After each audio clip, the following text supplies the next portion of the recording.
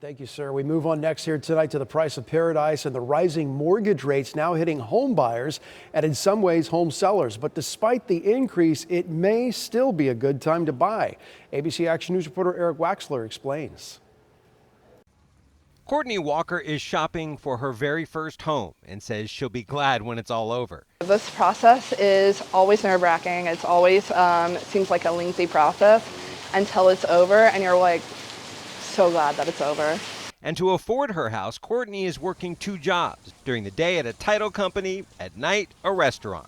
Working 2 jobs is definitely going to be one of the reasons that I'm able to afford a house.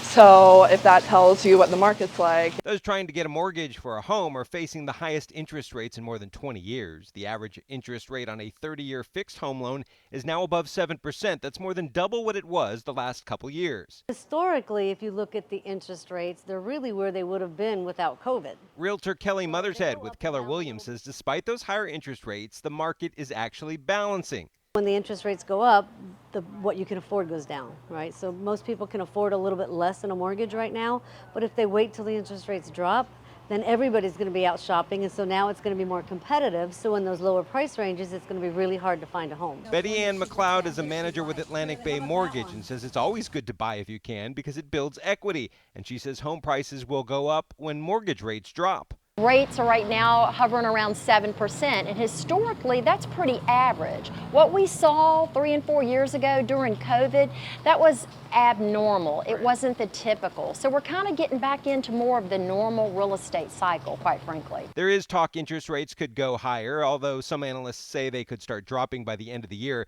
The National Association of Realtors says sales of existing homes fell nearly 19% in June from the year before. Eric Waxler, ABC Action News.